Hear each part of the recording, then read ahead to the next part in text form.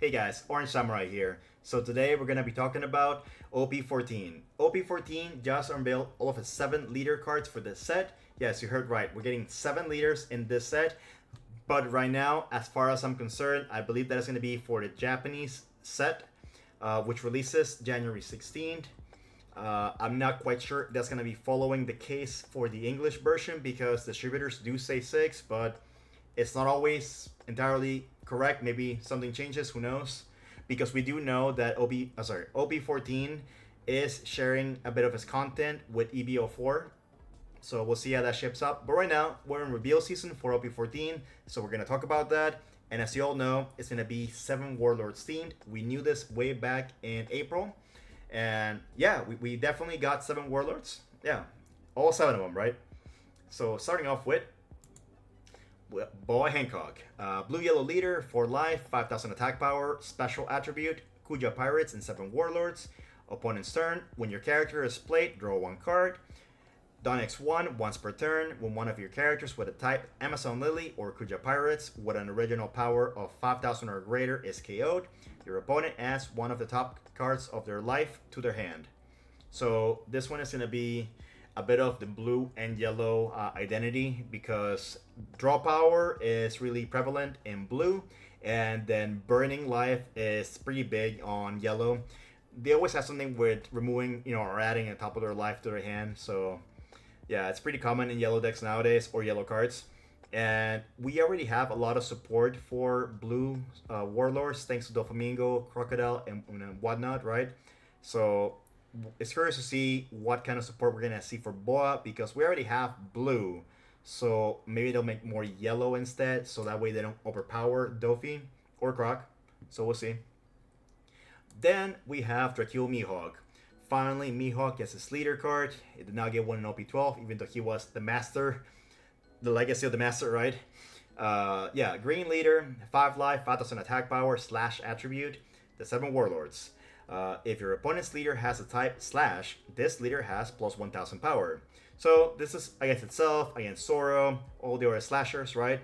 Activate main once per turn. You may rest one of your cards. If there is a character with a cost of 5 or greater on the board, set up 3 of your Dawn as active. Then you may not play characters this turn.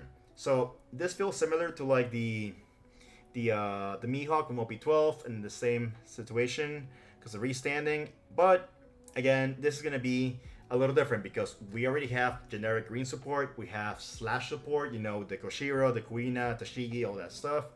And now we're going to get Warlord support for green. So that's going to be adding more depth to that leader right here that hopefully is not generic, so you can't tack it onto Zoro. So here's the hoping. Then we're going to have Don Quixote Doflamingo here, the third of its kind. We had blue, we had green purple, now we have pure purple here with a 5 life, 5,000 attack power, special attribute, Warlords of the Sea, Don Quixote Pirates type.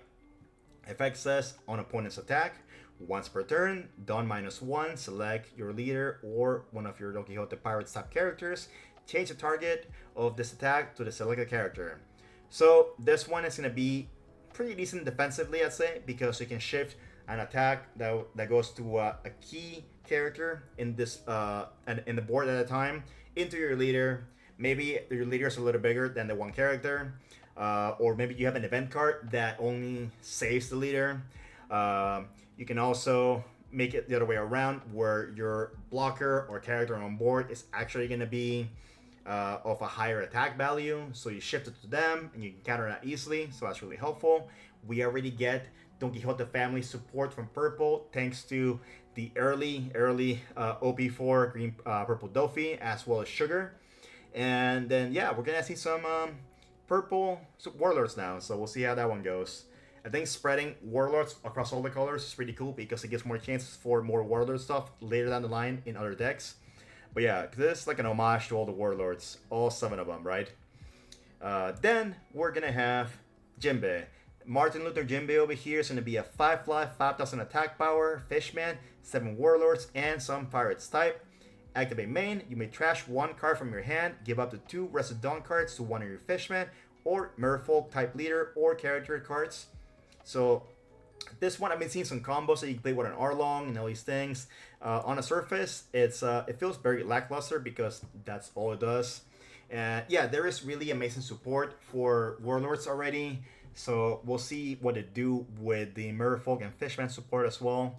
And for Jinbe here, because I mean, yeah, you can just play Warlord support, but at that point, why don't you just play Dofi, right? So we'll see what the blue side of things for the Fishman has to do with this to make this leader a little more playable. But in the meantime, you're better off playing Boa probably, or just sticking to Dofi until it rotates out. Then we have Crocodile. Crocodile is a black leader, 5 life, 5,000 attack power, Warlords of the Sea, Baroque works. All of your opponent's characters cannot be removed from the field by your effects. That's the caveat. Activate main, you may kill up to one of your characters with a type including Baroque works. Give up to one of your opponent's characters minus 10 cost during this turn. Huge. So you're making pretty much everything 0. Then you may trash 2 cards from the top of your deck. So this one gave a lot of question marks in the sense that what is happening here, right? Because you can't remove things from your effects. So what do you do then? Because black is a lot of those things because, you know, they reduce and kill or trash and whatever, right? And then the other leaders that has that is like Teach, who normally doesn't do on plays because of its leader. Now this one is black leader as well that has a caveat, or you can't remove by your effect, right? So I have no idea what they're going to do with this guy. There was already a bit of support included, which is not crazy. We did get some Baroque work stuff in black and EV03 as well, and Miss Doublefinger, I want to say, and Miss Golden Week. So yeah, very interesting to see what this guy can do. It is not an alternative win con as of right now. A lot of people are talking about that. It could happen, you know, because you could mill. I have no idea, but it's Crocodile. I think Crocodile's a very well-liked character in the game, so maybe it'll get the proper support. And I'll say definitely don't knock it until we see a full support, because a lot of people did put a lot of question marks when Rayleigh first came out and were like, yo, you can't even play the Secret Rayleigh. What are you doing with this? And then boom, you know, all the hockey cards, the Boa, the Luffy, the Shakuyaku. Insane, right? So we'll see how this one does, but I think it's going to need a lot of support strictly for Baroque work, so we'll see. Ugh. Alright, sorry. Alright, so we have Gecko Moria, a black-yellow leader, 4 life, 5,000 attack power, 7 Warlords of the Sea, Thriller Bark Pirates. Activate main, once per turn, you may kill one of your own Thriller Bark Pirates, and your leader and all of your characters gain plus 1,000 power during this turn.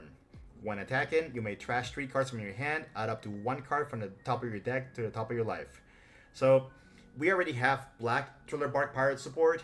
I don't think we have any yellow. But most likely enough, we'll see probably more leaning on the Warlord side of things, right? And we already have the core cards on the black side of things, the Hogback, the Absalom, the Perona. But it's interesting that you're KOing for the sake of giving a boost. And we'll see what you can do with this deck to make it go wide. Maybe there is some trigger bodies in this deck you can use to expand your board, or we have cards that, I don't know, you can they'll probably be like cheaper to play because of your leader and whatnot, and because of that, you're boosting it to about 1,000 power to make it 5,000 even. And then it is yellow, so it has some healing mechanic here. For the cost of 3 cards, you can heal when attacking, so that's pretty good, but it is pretty pricey, and it does deplete your hand, so I don't know if it'll come out very often, but having the ability to heal on command is always pretty good, I'd say. Whereas we have some other leaders who literally lose life on command, Calgara. But yeah, that's going to be interesting to use. I wonder how it's going to play out, because a lot of people like Gecko, but at the same time, they want the other Gecko back. And then we're going to have Kuma. Yeah, so Trafalgar Law.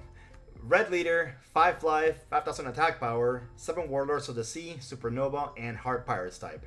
Activate main, once per turn, select 2 of your Supernova or Heart Pirate type characters, swap the base power of the selected characters with each other during this turn. So a lot of people are disappointed over this because they expected it to be Kuma. It is a really well beloved character. So is Law, right? Of course. Uh, but I think people are getting a little bit of Law fatigue because it was also a secret rare in EVO3, right? But Law, he was a warlord. It counts. Maybe there's other plans for Kuma in the very near future. Personally, my hope is that it is a leader in EVO4 because it is going to be thematic. I believe it's Crisis and Egghead. So, I mean, we already have Vegapunk. We have a Luffy leader in the starter deck 29 that's based on Egghead. So, we already had a bunny that was yellow on the Egghead outfit, right? So, it only makes sense that possibly we have a Kuma leader in EVO4. I'm not this only my theory crafting, hopefully I'm right so everybody can be happy and we get our own personal Kuma leader for that set. But we don't know yet. We still have to get through OP14 first, and this is going to be our 7th leader for the set. And this one's got like, he's got a pretty nifty effect. You can swap stats with each other, so you can definitely play a rusher and then swap it out with a big body, and you have a large attack on rush, so that's pretty cool. Red is a very strong aggro deck, and it has a lot of cards to go with that. That can give you unblockable, it can give you some counter, it can give you things to boost your attack as well. So a lot of flexibility with red, especially right now when we're in this awkward window of the 4th year of One Piece card game, and we're not quite at the rotation just yet. So all of Block 1 is still playable till April 1st. So yeah, we still got a bit of time to use this deck and its abilities here until then. So definitely looking forward to seeing what we can have with this leader, because again, like I said earlier, with the Gecko Moria, I'm not seeing much other than some cheesy plays where you can swap out stats, but I'm sure we're gonna get the support and it's gonna be awesome. People are gonna love it. Everyone's gonna glaze this deck probably later on. But yeah, that's gonna be all the 7 leaders from the 7 Warlords, or as I call it in the English version, the Azure C7. And yeah, we're gonna get more and more reveals as the weeks go by. We saw the leaders. We're gonna get one of those promos eventually that has all the alt arts. We're gonna get the manga reveal sooner rather than later. Personally, I'm not quite sure what kind of manga we can get from this set. It is Warlords. Imagine if they just play and have the Kuma be the manga, because they didn't get a leader, right? So that was like their way of putting him in the set. But that's just me acting crazy. Hopefully, yeah, we still get our Kuma leader down the line. Hopefully soonish, because people are going crazy over that. But yeah, that's going to be all for right now, guys. Let me know what you guys think of the 7 leaders from OP14. Tell me if you like them. Tell me if you hate them. I think they're pretty cool. I like it. I like that it's Warlords thematic. Having a booster set be exclusively a thematic is pretty nifty. Whereas in other sets, oh yeah, it's going to be Dressrosa, but it still has like random things from Whole Cake Island, random things from Wano. This one is all the Warlords, so that's pretty cool. Maybe in the future we get like Don Quixote family, or of the Ska Island. We get, okay, no, that's coming out in 15, but I don't know. It could be more than just Ska Island, right? And yeah. So we'll see. Let me know, guys, how you guys feel about this set. I think it's pretty cool. I think there's a lot of potential with these guys here. It looks interesting. I can't wait to see what more comes out of this. So thank you guys for watching, and I'll see you next time.